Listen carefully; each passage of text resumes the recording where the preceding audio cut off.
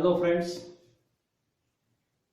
today I am going to discuss P.B. Shelley's famous sonnet Ozymandias.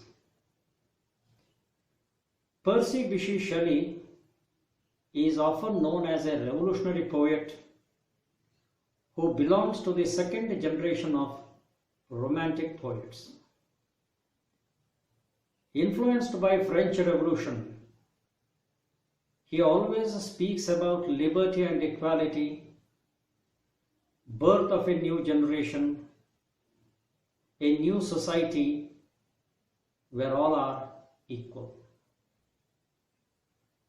Ozymandias is written by Shelley in patrarchan style, published in 1818. It discusses the nature of humans and illustrates how short-lived pride is. This poem also focuses on the aspect that nobody can beat time. Rulers overlooked this fact and considered themselves to be mighty and undying. The present poem, Ozymandias, talks about a Greek ruler named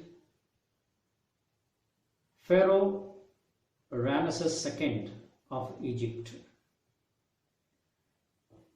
He considered himself to be the greatest and mightiest ruler, but he had to die in the long run of life, and now there is nothing left except his broken statue.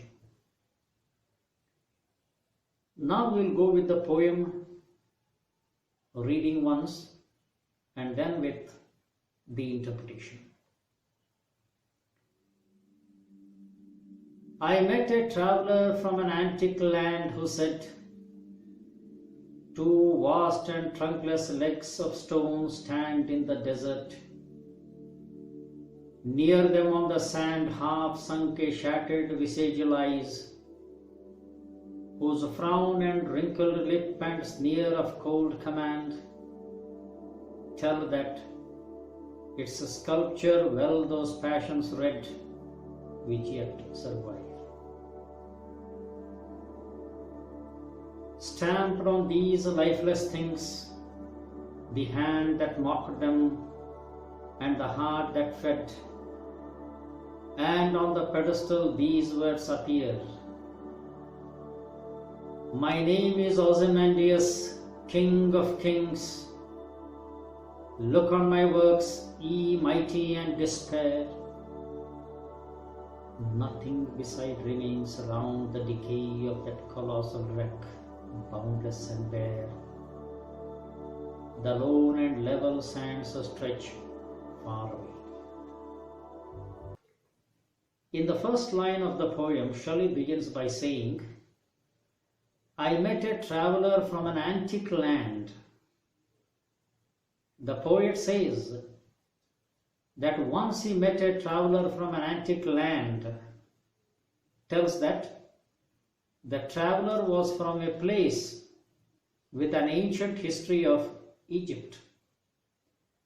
The traveler told the poet the story of the ruins of a giant statue that he had come across in the vast desert.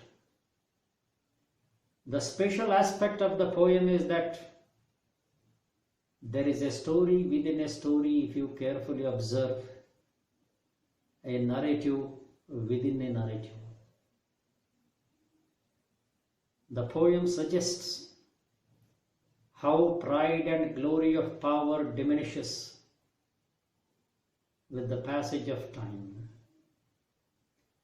The poet further says what the traveler told him, who said, Two vast and trunkless legs of stone stand in the desert. Near them on the sand half sunk a shattered visage lies.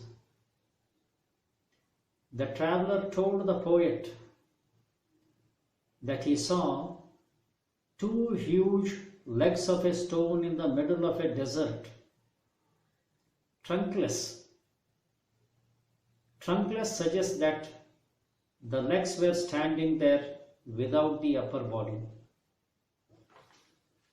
The desert indicates that it was ancient Egypt. The poet says, near the standing legs, he also came across the broken face, a shattered visage. Visage means face. Shattered visage of the statue that was partially buried in the stand. The shattered face signifies that the whole statue is destroyed. Now, no one knows what exactly happened to the statue. It's perhaps just the natural process of decay within time and the passage of time. Further, the traveler states, whose frown and wrinkled lip and sneer of cold command tell that it's a sculpture well those passions read. The traveler goes on to describe that the face of the statue lying on the sand had the expression still visible. Means one can easily see the expressions on the face of that broken statue, of that mighty ruler Ozymandias. Poet uses words like frown, wrinkled lip, sneer of cold command, which gives us the impression that statue clearly indicated the nature of the ruler. That is, he was an angry man, commanding and often disappointed. But in the next line, the traveler shifts his attention from the statue to the sculptor who carved it. The traveler admires the sculptor. What kind of an artist he was? He says that the artist understood and read the emotions and passions on the king's face, whose statue he was carving. That is why he could draw the face so perfectly that all these emotions and passions are still visible on the face. Further, the traveler says, he praises the sculptor, which yet survives stamped on these lifeless things, the hand that mocked them and the heart that fed. The traveler continues his praise for the sculptor.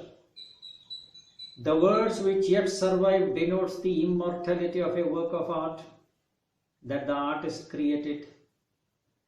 His creation is still alive, stamped on those lifeless stones. The sculptor's hands copied, represented the king's passions, and his heart felt those and inspired to make it possible. Indirectly, we can say that the carving suggests how the sculptor mocked at the king, so that the hand and that heart yet survived through this masterful creation. The traveler now speaks of the pedestal and the words that were carved on it. He says, and on the pedestal these words appear, my name is Ozymandias, King of Kings. Look on my work, ye mighty, and despair. Again, the poem shifts to the statue.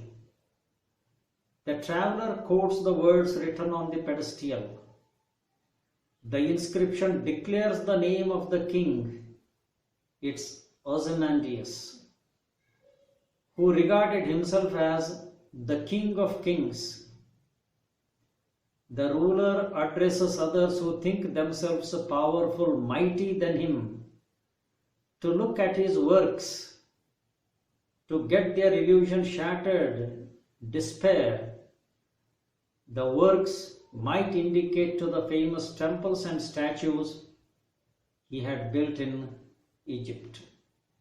Here, Ozymandias is given a warning to the other kings and rulers not to hope for much greatness, as they can never cross his achievements.